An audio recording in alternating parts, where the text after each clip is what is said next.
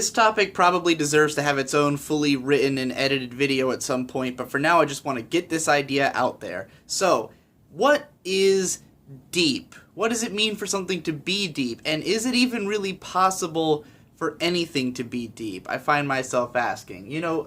I often see people say things like, too deep for you, or that show's just trying to be deep, or that show's not even that deep. One time I saw somebody say, Evangelion's not that deep. And I really had to sit there and wonder, what's deep if Evangelion is not deep? Like, in the world of anime, that's a big question. In the world of greater art, that's still a fairly large question. I mean, okay, when people say deep, I feel like they usually mean that a show has themes, right? Like themes that speak to maybe really intellectual concepts like philosophy or psychology, or I guess just those two. Maybe advanced mathematics, something that you would have to learn about in a college, or something that big thinkers think about when they're thinking about shit, right? Is that what it means to be deep? Because if so, I have to wonder if there's a limit to how deep something can be. Because once you basically understand all of the philosophical ideas that have been, presented so far in the world, once you understand psychology, where do you go from there? Like, I feel like there's a limit to how many things are really known outside of getting very specific and academic.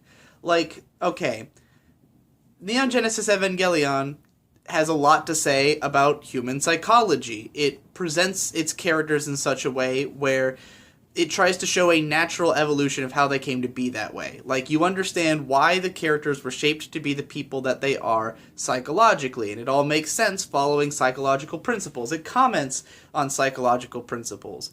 Now, would it be deeper to take a show that's like specifically about one psychological trait and then explore it in a lot of, depth and nuance and like just explore that one? I mean, either way, you're just kind of exploring something that we already know about. Like, the information is all out there, right? I think when people relate the themes of a show to like being deep, what they're kind of missing is that like those themes, like the fact that you're recognizing them means that they exist outside of that show, right? Like, if there's an academic paper written about a psychological concept, and then a show takes that concept and explores it in the show, then all it's really doing is taking knowledge that's already out there in the world and putting it into a show. And any show can do that. And often many shows will. There's so many shows that explore the same themes. If you are into, like, these high concept, heady things, you're always going to find more than one show that deal with it, Are you interested in parallel universes and time travel on, like, a quantum physics, theoretical physics level? You've got, like, your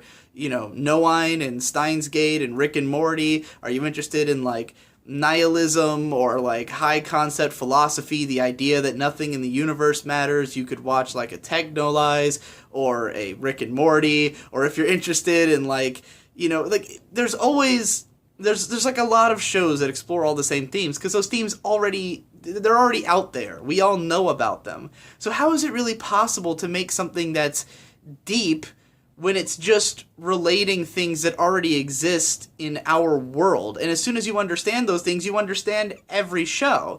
Like, you can't just pull a new theme out of the ether, and if you do, then it'll probably seem really stupid. Like, that's my biggest problem with Nisio Isin, the writer of the Monogatari series, is that, like, he'll just make up his own ideas and themes that don't really seem applicable to reality. He'll make up like a psychological concept, and like, this character's problem is that she suffers from perfection, and then like he'll really explore that idea, but it's like something he made up. It's not a real psychological thing that he's exploring. So I mean, if you can do that convincingly, that could be interesting. I don't think Nishioisin's stuff like quite is on that level. I think that if you wanted to create like a fantasy world that has its own psychological rules and explore those, something like Mass Effect, where like there's different races of alien who have such a different culture and physiology that it totally changes the way they interact, like that's interesting. Is that what depth is? Like, or is it even more interesting when a show is just like creating ideas that you just don't even have, like non-human ideas? Like when you watch some really art house shit and it's like I can't even interpret this. Is that depth because of the fact that like no one's ever thought of it? It's just a totally new thing. Like I just really don't understand how you could like take something like Eva and say like it's not that deep, and then like point at another story, like, because this never happens. No one ever points at another story and says, but that one is deep. Because if you did that, you'd realize that none of them are that deep. There is no story that's that deep. Like, there's like stuff that's definitely like shallow, that has no ideas, that doesn't seem to be exploring anything. And then there's stuff that definitely seems to be exploring ideas.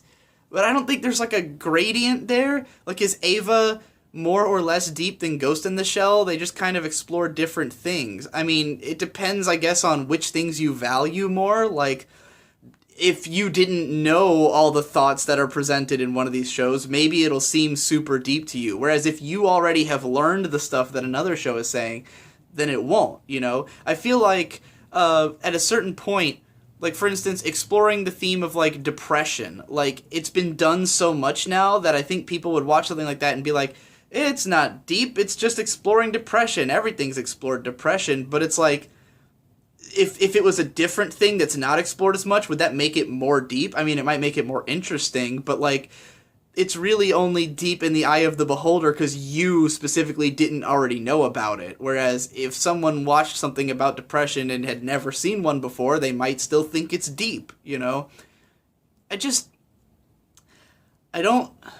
don't know where to draw the lines on, like, what is deep and what is not deep, and trying to explain this is breaking my mind, which is why I haven't tried to write something about this yet. I just feel like there's a limit to how much can actually be explored that's already known. And does it make something more deep that the themes it's exploring are more academic as opposed to more personal or emotional?